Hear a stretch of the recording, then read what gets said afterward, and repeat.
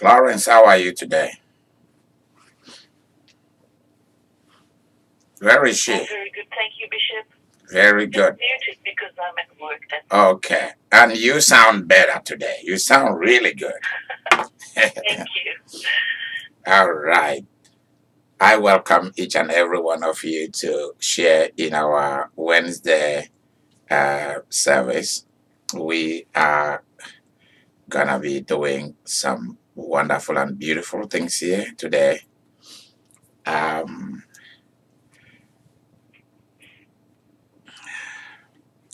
I want to thank each and every one of you that has been a great supporter of what we are doing here. We have entered into a second phase of this June wonderful supernatural battle prayer sessions. Um, Today, we begin what we call ancient feud, things that were not settled in ancient times and how they affect us. They are so little that you find out there that is done very thoroughly. Somebody on BBC America, that's BBC television, BBC America, said this. He's a great, he's a wonderful, I don't know whether he's a psychologist or whether but he's very good at looking at what is going on in the world and how it is affecting us. The BBC played um, um, they played a video of the different presidents of the United States from the time of, I think, from the time of Kennedy, Bush, both Bush Senior and Junior, I think so.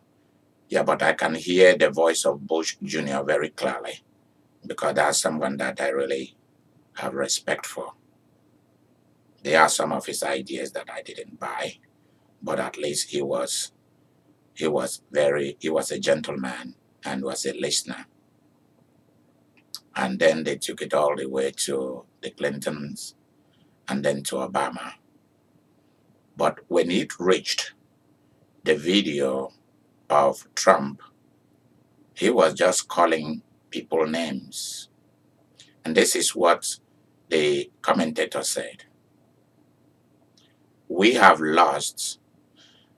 Some people are trying to make our world to lose one of the most cherished tradition of humanity, which is the ability for people to logically, empirically, and rationally look at things. Ability for people to debate issues. Beverly? Welcome, Beverly. Is it Beverly? Yes, sir. Welcome, sweetie. Thank you. Yeah. So he was saying this morning on BBC America that people just want to tell you, believe this, accept this, trust me.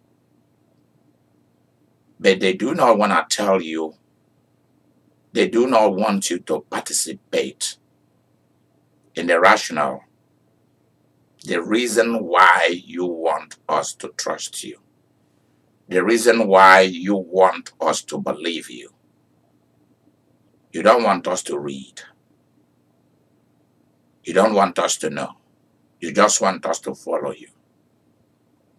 We have tried that as a human civilization with different races, with different cultures come and go. And that didn't work for us.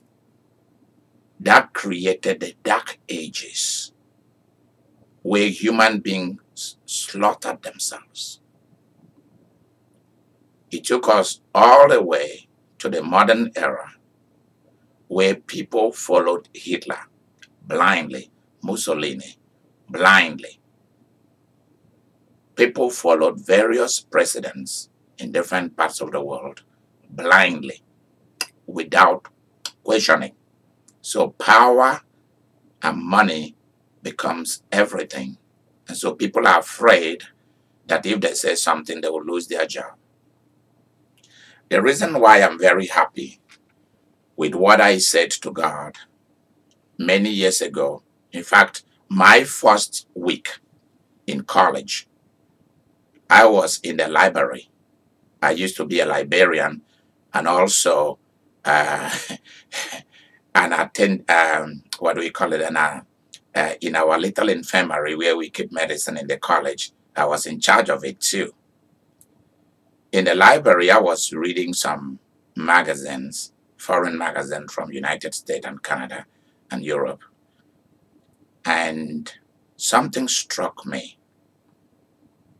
And right there, I said to God, since this is the lifestyle you've called me to follow, since this is going to be my professional career, and it is a strange career, I will not like to see an organization or a church pay me a salary. I will want to raise my own fund.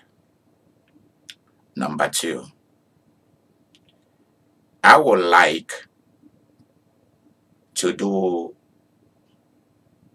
a lot for women and children.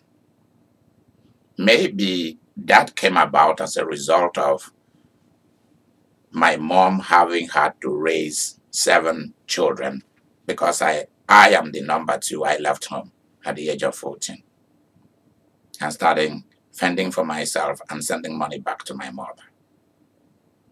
So she didn't raise me after my father passed away. I was actually contributing to her and to the rest of the kids, including my senior brother.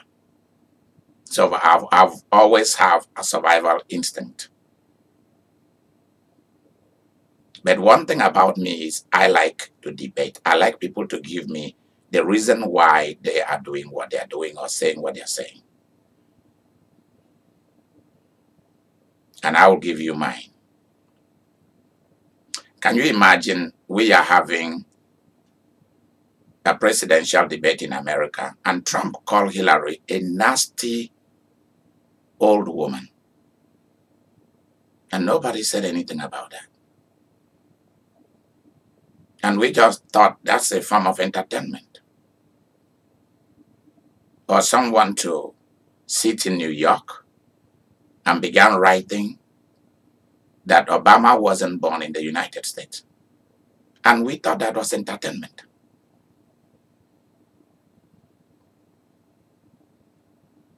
And that is wrong. I will tell you the truth. If I was to be a senator or a member of the House, I would go in there as a very wealthy man. The reason why a lot of judges, a lot of people in there who represent us, senators and people in the House, is because they are poor men and women. They've made politics their professional career. They have nothing to live for outside what they are doing. I do. When you are wealthy and you are well connected, you can say your mind. And when you are nice to those you represent, you can say your mind, you can change things. You can, for example, if a president make a law that I feel is unlawful, is illegal, is inhumane, and he signed it into law, that very moment, I will challenge that law in the Supreme Court. And I will put that law on hold. And I will rally everyone who is a good person to come to that cause. But we don't see Republicans do that and Democrats. And they just allow a fool to become a president and gonna run the nation aground. And I will say it to any president of any nation. The reason is because I have been in charge of large crowd of people, big churches. I've been in charge of terrible people, good people, nice people, women, men. There are some churches that I've pastored, it was just full of men. Men makes the rule. I've been in some places where I make allowances for women to participate. So I am not bothered by power.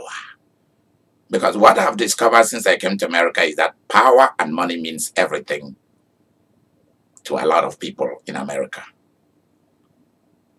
And however you make the money and you get the power does not matter. It matters. And that a lot of people are afraid to put themselves out there to do things and say things that leads to righteousness and will make God not to judge a nation and destroy a nation.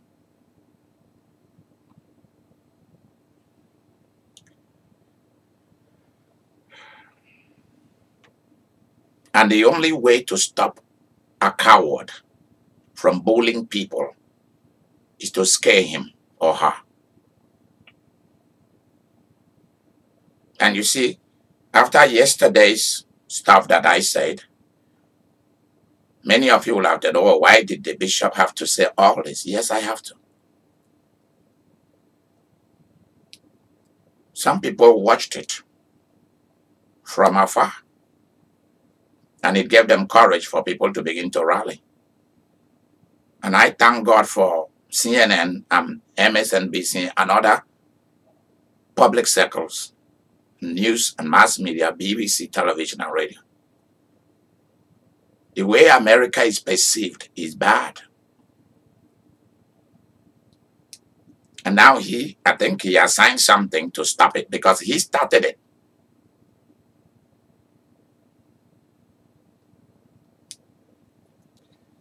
There is nobody who is going to divide this country.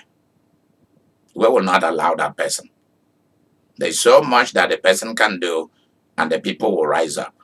America has always been known when they are pushed, they will kill their leader. Whoever is the leader, they will shoot him. They've been very good at that. Doesn't matter whether it's a Democrat or Republican, they will shoot him and get him out of the way and continue. Or they will impeach them and get them out of the way. I want to tell you guys that there is a very strong power in the practice of bewitching people through the act and the use of power. I know of guys who said, I'm not going to save. I'm not going to do what you said I should do. If you try to terminate my appointment, I will take you to the court. Let's go and argue it there. But people are so afraid of their jobs, keeping their jobs.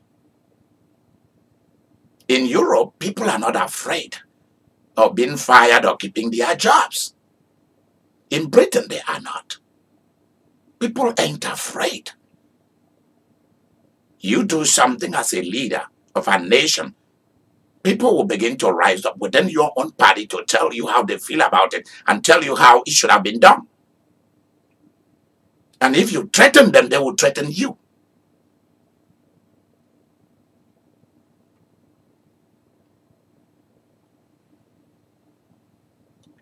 Don't let anybody bully you. This is the same word that I tell women, especially women.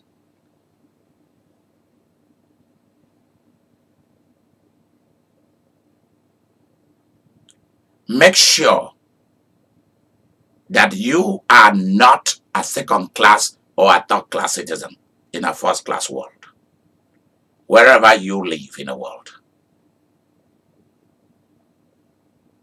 I have seen women who told me that all they want in life is for a man that can take care of them. And that is wrong. If you were brought up that way, it is wrong. Because you will suffer trauma. You will be injured. And I mean it with all my heart. Because if you are somebody's dog, they can do with you whatever they want. If you are somebody's cow or sheep or pig, they can sell you any day. Read Judges 19 and you will see how women are treated.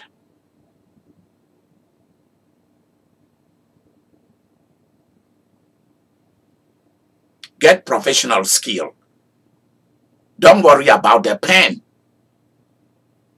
Do not worry about the pain of getting a degree, getting a professional skill, getting a professional training. Let me tell you how many years I've been in school. 6 years in elementary, 5 years in secondary, what we call high school and middle school. 5 years. How many years is that? Somebody should help me count. 11. 3 years in college. How many years is that? 14. 4 years. 4 years in the university for my baccalaureate, and the school was always closing. I would have finished in 3 years. But we stayed for 1 additional years because the professors and the government were arguing, and the school, the university was getting closed. How many years? Another 4 years. How many years is that? 18. Okay. Then I spent another 2 years for my master's. How many years is that? 20. Then I did 2 years of clinical chaplaincy residency program in a major hospital. How many years is that? 22. There you go. Wow. Think about that. I know. And we are not talking about my diaconate year. Years of doing my deacon year. I'm not talking about my studies of conflict resolutions and mediation studies. I'm not even adding a lot of things.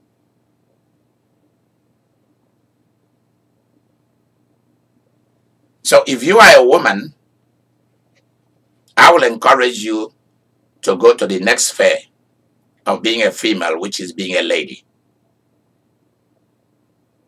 And it is from among the ladies that we choose those who will return them back to being girls. Because being a girl is the highest form of being a female. Because you get spoiled and you get everything.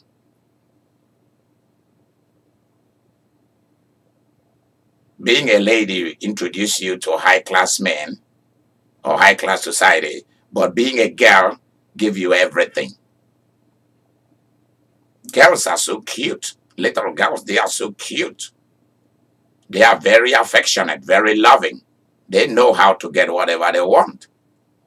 They are baby dolls. For me, being a girl is the highest form of being a female. Don't be afraid of the pain of learning something.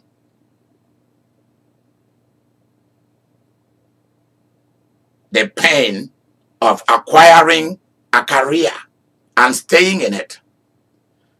Don't always want somebody to take care of you. Because if people know that that is your mentality, they're going to destroy you. They're going to tell you that you shouldn't have a job. You should be a stay-at-home mom, a stay-at-home wife, all that kind of stuff. Okay?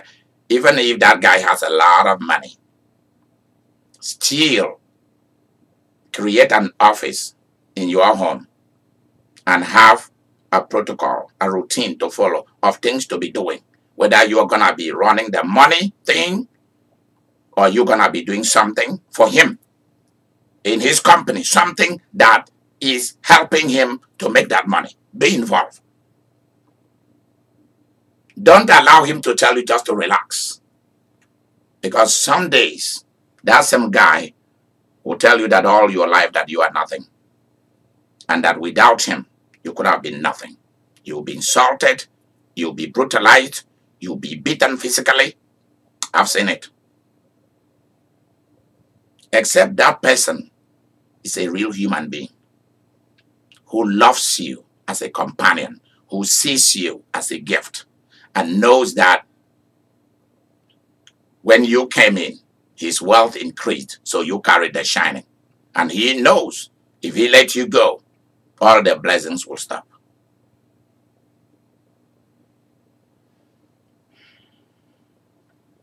It was a lady who told me that she would rather want to be somebody's dog. I said, really? I don't want to be anybody's dog. And I don't want any of the female who follows me. No woman who follows my ministry and follows me as a person should be anybody's dog. Not even me. I don't want that. I hate it. I want you to have an independent mind to talk, to think, ask questions, challenge issues, negotiate where you need to negotiate, compromise where you need to compromise, but then be firm, be strong.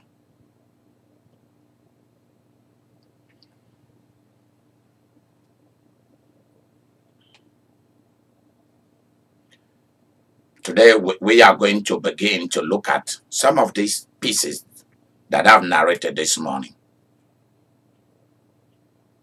How, if you are not going to be strong, then ancient feud will continue.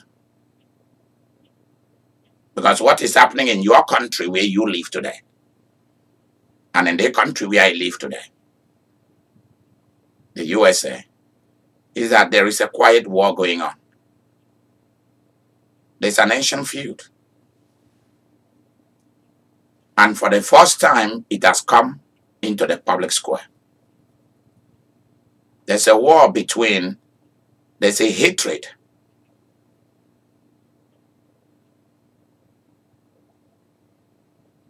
There's a quiet hatred. There's animosity that was born, that hatched in ancient times. Native Americans are not happy. The Spanish-speaking people are not happy. African Americans are not happy. And children of Europe themselves feel threatened, afraid. They are afraid of what they did in the past that has affected everybody else. The conquest of America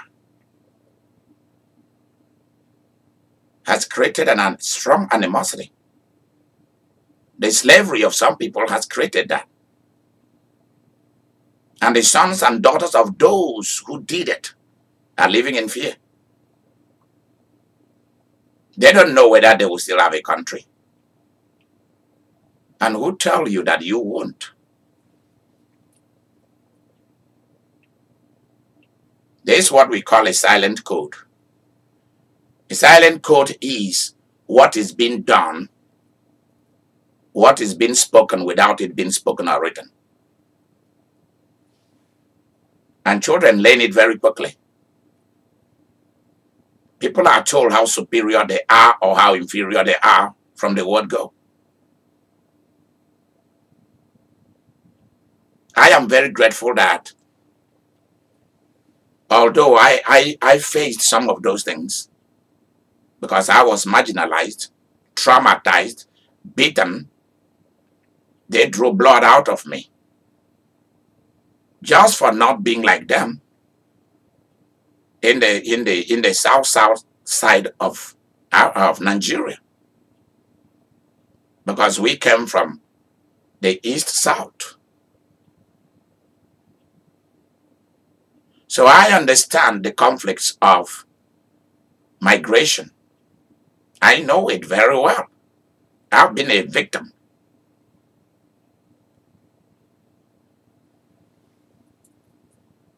The Scottish colonized part of Nigeria where I was born, we don't have that. We don't practice that. My father's people do not. We never sold no slaves. We have never been slaves to anyone. And so that's a good thing. So that's why I am acceptance of people from everywhere they come from. People's culture and language and food and way of life does not threaten me. In fact, it attracts me. People's religion and philosophies and ideas and politics doesn't frighten me. In fact, it attracts me. But that's not how everyone look at life. For some people, they are threatened. They feel that if you are there, they won't be able to function. You are taking something from them, whereas that's not true. I have never been to anywhere where I took from people. I'm always the giver. I never took anybody's job. I always created a job for myself. And that goes back to what the prayer I made in the library of the seminary. God, I don't think I will enjoy anybody paying me a salary or any company, any organization, including the church. I hated it. And number two, because of what I've seen about women and children, I would like to play a major role in history, whereby my name will never leave history forever. I want to stamp my name in history as a champion of women and children. And I don't care what anybody tried to say against it or do against it. I will be up against that person. Hallelujah. And today, that's why I'm not surprised that majority of people in what I'm doing are women. How do you feel being in a church, being at your job, being in an organization where a man or another woman who is supported by men talk down on you? Don't get me wrong, there are men who are also victims. And they've been terrorized and traumatized by women. I know it for a fact. And by other men too. So I'm putting out this, I'm throwing this down to men. If you want a place where you are loved and cared for, join me. In fact, I would like to make a video to call men and challenge them to join me, and not to be afraid that there are so many women around me. That's just the calling that I made a prayer since 1985, and that prayer has been born today. I wanted my ministry to be for women, and for mothers, for their children, whether they are married, whether they are single. For mothers, single women, married women, women who have kids without marriage. And I told God I would never judge them. And I've never. Because in many organizations, you are a woman and you have kids from here and there, they throw you out. They judge you. And that's wrong. And you are a man, the same thing too, they throw you out. They don't take you serious. They see it as something bad. And they do not understand that some of these things happen because somebody want to survive. So don't worry about your children trying to challenge you and ask you, why is it that you and daddy were not married? Why is it that this happened? Don't worry, they will soon grow up. And life will come knocking at their door, and then they will see how it is. Yeah.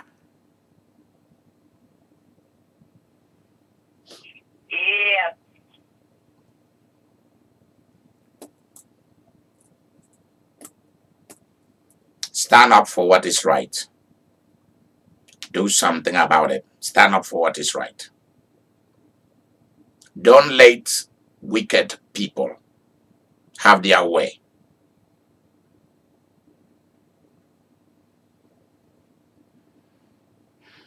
Victoria, write that down as the title of this. Stand up for what is right. Do not allow wicked people to have their way. And then we will start. We will go to 1 Samuel chapter 15.